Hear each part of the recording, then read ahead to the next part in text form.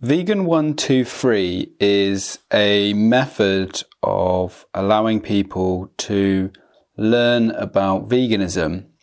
It's a way of making it simpler for people, easier to remember, and easier to sort of articulate and speak to others about.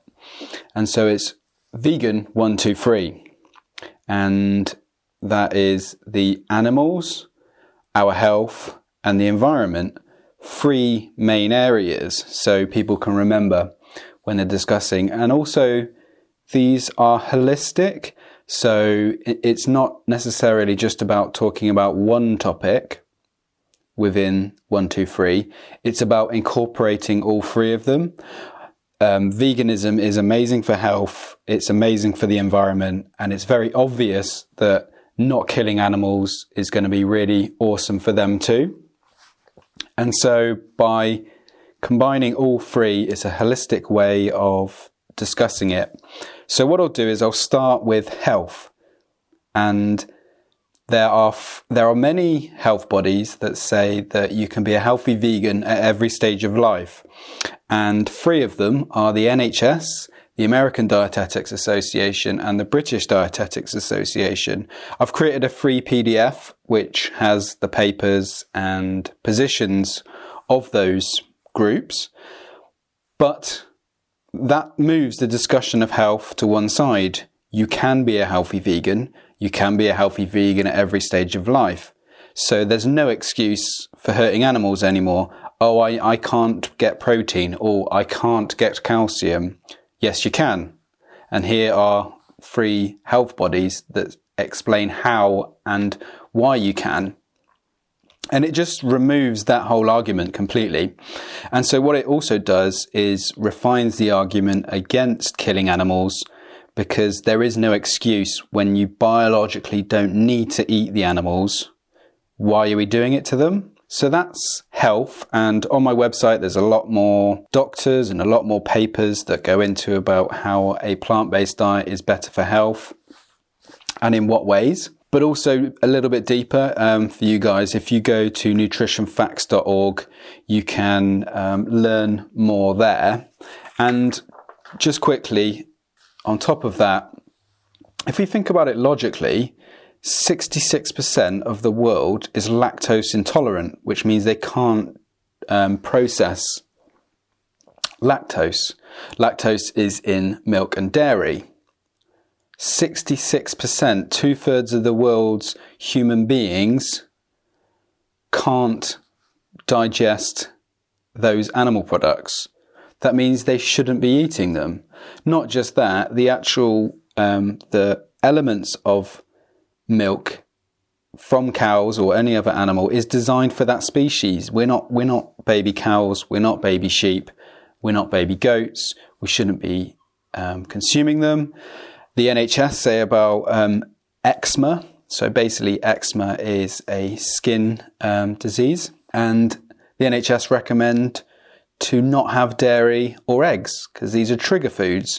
Another sign not to eat animal products. Quickly also, on the health side of things, a whole food plant-based vegan diet is naturally lower in saturated fat than a meat-based diet, and also contains no cholesterol. And as I said, there's lots more links and information on my website to sort of delve into. But a very good place to start is nutritionfacts.org. And this brings me to what is really the main and the biggest part of 123, and that is the animals. Because what we're trying to do is we're trying to get people to stop eating them and stop consuming bits of them and stop using them at all. And there's many reasons why we shouldn't be using animals, but a big one is that they are individuals themselves. They're thinking, they're feeling, they're sentient individuals. They've got their own families, they've got their own likes, they've got their own dislikes. And by killing them and eating them, or taking parts out of their body, whether it's milk, or taking their skins after they're dead, we are using them, we are taking advantage of them, And as I said, when you biologically don't need to, it doesn't really make sense. But we do need to remember that these are individuals. And take a dog, for example. When you look into a dog's eyes, or you throw a ball for a dog, or you stroke a dog, or you hear a dog or feel a dog's heart beating next to you, that animal is so much like you that we don't make that connection. They've got hearts, they've got lungs, they've got eyes, they've got senses. There are slight differences between us and animals, but those differences aren't a justification for killing them. And the reality is, what we have to do is we have to pull up some scales and we go, is the life of that animal lower on a scale than my taste buds? And for me, that can never be justified. Nobody's taste buds are more important than an animal's life, especially when you have other things that can stimulate your taste buds out in the world.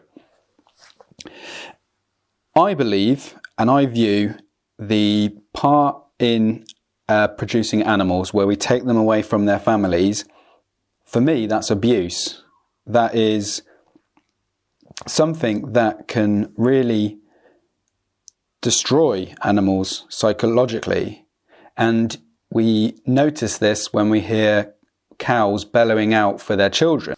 They've been known to do this for hours and hours and hours. It's not a coincidence. Any mother will tell you if their baby gets taken away from them without their permission, they will be upset. Bringing it always back, that holistic way, do we biologically need to do this to survive? No, we don't. So why are we putting them through that strain and stress and that anxiety and that worry and that unhappiness? Why are we doing that when we don't biologically need to? And that's something we all need to ask ourselves. Why are we doing this to them when we don't need to, when there's another option? Another part of the animals and discussing about animals is industry standard. And what I mean by this is there are certain practices that are regarded as just standard, just normal, let's put that in bracket, whatever that means. This is what happens. As I said before, calves are taken away from mothers. Children are taken away from their parents. Families are separated. We also use gas chambers. So gas chambers is a standard way of killing animals in the UK. An electric bath is another industry standard way. This is basically where animals get lowered into a electric bath of water and they are stunned that way. So they're hung up. In the case of chickens, they're hung upside down, lowered into this electric water and electrocuted to death. Or gas chambers, another one. That's what happens to pigs and chickens in the UK. It just is insane. Industry standard. All these things that I'm saying, look them up for yourself. Don't just take my word for it, but I wouldn't be saying these things if they aren't already happening. I have no reason to make this up. To be honest, I couldn't make up the fact that we put animals in gas chambers. I can't think of anything worse. I can't think of anything worse than taking children away from their parents. But this is what's happening every day in the UK. But we don't have to be a part of it. This doesn't have to happen. If we stop buying these products and we push for change, these things will hopefully diminish. Another thing that is industry standard again is artificial insemination. And what this can involve is semen being extracted from bulls. So basically they are tugged off by a human being, or they use like a fake vagina to take the semen from a bull. So already this is weird.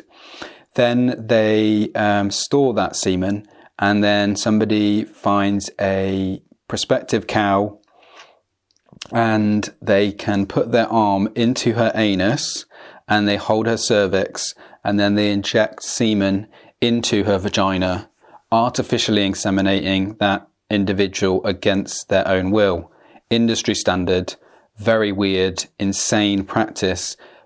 Essentially, if we look up the definition of bestiality, I believe that is the same thing. I'd be happy to discuss that with anybody.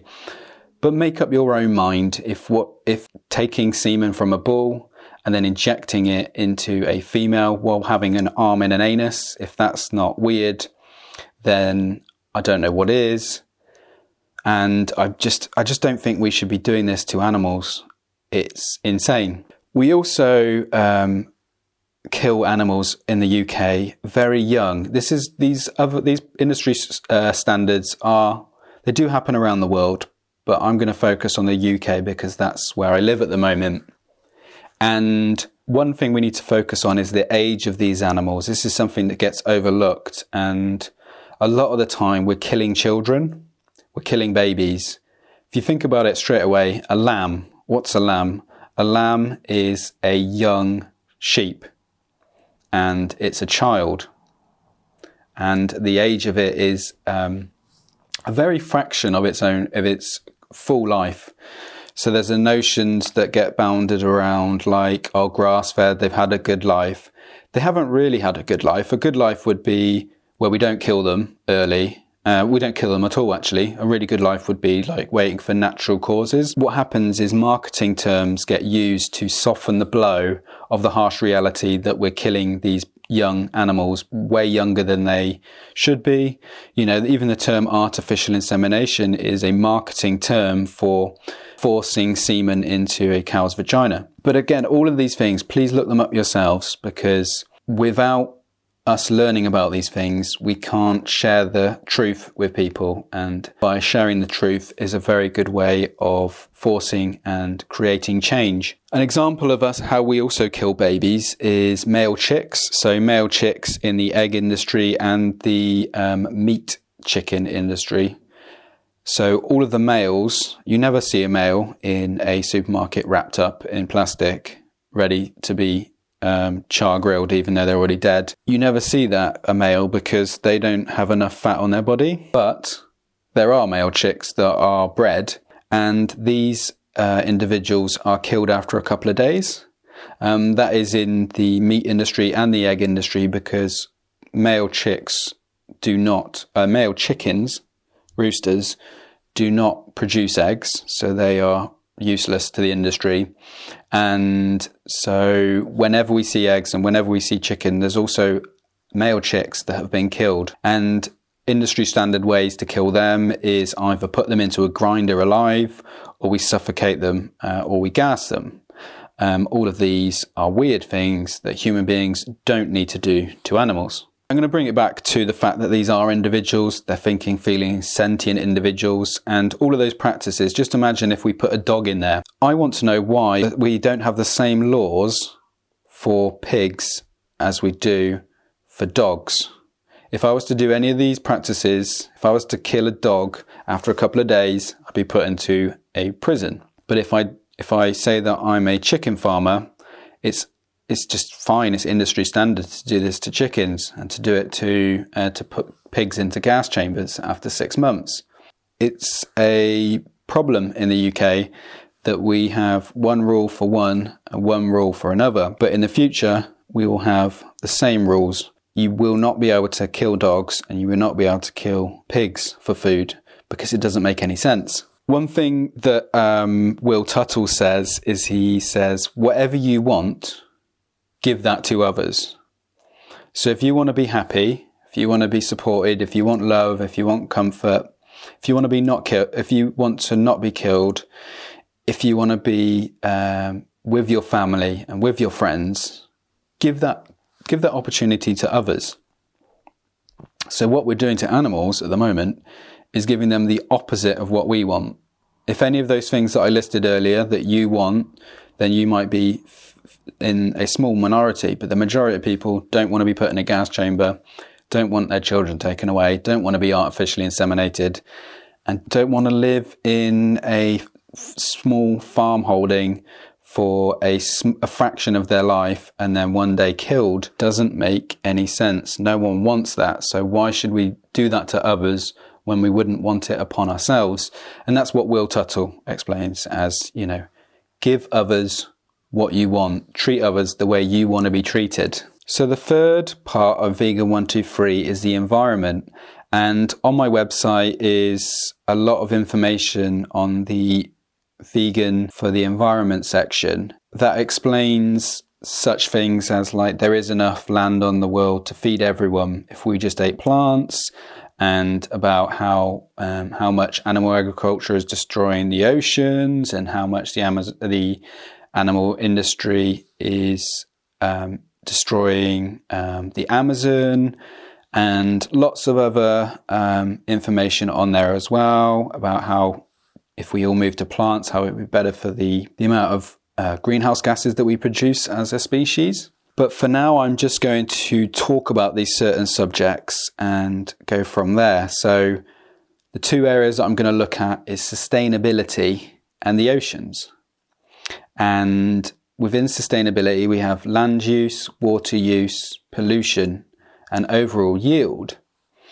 And I'm going to focus on the facts about the UK when comparing sustainability, because that's where I live at the moment, and the majority of animals in the UK are grown or live and then killed through the production of factory farms. And the reason for this is that factory farms allow animals to be fattened up the quickest, grow the quickest. They can create artificial lighting and tamper with those kind of things so that the animals grow as fast as they can, and then they can kill them and make as much money as possible. Within that, so the majority of the animals killed in the UK is from factory farms, which means that these animals are not just using the grass in that area.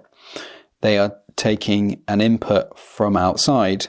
So let's say corn or soy or hay or any other feed that has had to be grown somewhere else and taken resources and land use to produce that. Plus you have the land use where the factory farm is. That's always going to be more than if you were just to grow plants on their own. And water use, an animal plus the amount of water it takes for plants that they're eating is always going to be more than just growing the plants alone. And with pollution, you can look at the specific papers themselves on my website, but there are several papers that show that animal agriculture contributes more CO2 than all of the transport sector combined. And if we think about it and yield, so if you're going to produce, let's say, a cow or a pig, you only get that all the feed that was going in to fatten up the animal. You get more yield if you just grow plants straight away. The oceans. So the oceans are part of our ecosystem, and fishing is destroying, among other things, fishing is one of the biggest contributors to destroying our ecosystem. They're depleted, they are broken. That's what many people say, is that the oceans are broken.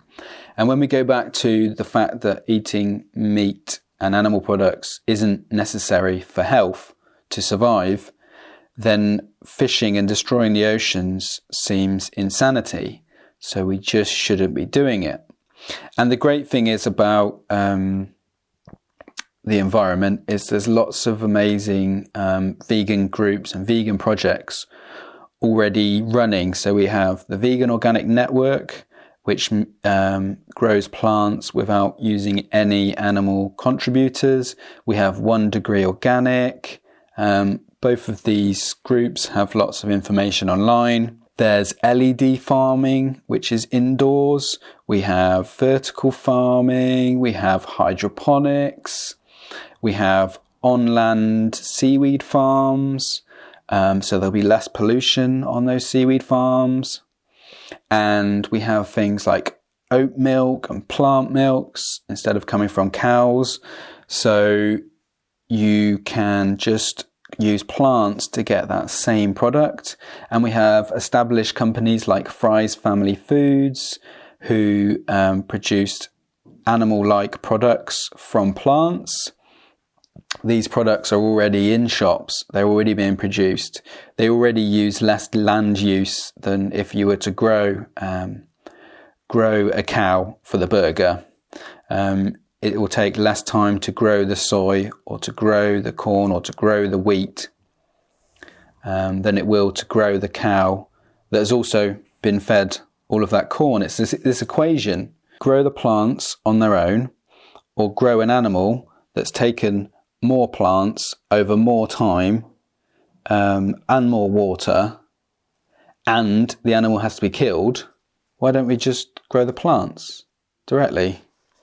And the great thing is that we can keep developing these technologies. So if land use is an issue, then we do vertical farming and we do LED indoor farming, or there's parts of the world where we can't get natural seaweed, so we use the on-land seaweed farms. Or there is, we as humans can create solutions to these problems. A certain product might be slightly lower in calcium, so we add some more calcium in. We've been doing it for a long time, adding nutrients to certain products because humans may lack that certain product. And what it is about humans looking at the vegan 1-2-3 holistically. Okay, we got it. You can be healthy. It doesn't make sense to hurt these animals. And how do we work together to make it the most environmentally friendly food products on the planet? How can we, even if we've got a really awesome, let's say Oatly, or let's say Fry Family Foods, or let's say the Vegan Organic Network are producing the most sustainable products and the most low impact with pollution, what we can do is we take those projects and we make them more sustainable. We make them even more economical. We tweak them, improve them, and make it better, so that holistically it's better for the animals, it's better for our health, and better for the environment. It's the vegan 1-2-3. It's improving all three of them at the same time. And when we're discussing about veganism and discussing about the use of animals, we can tap into all three areas to combine to make people realize that it doesn't make any sense to kill animals anymore in 2020. I hope this was helpful to people, and have a lovely day.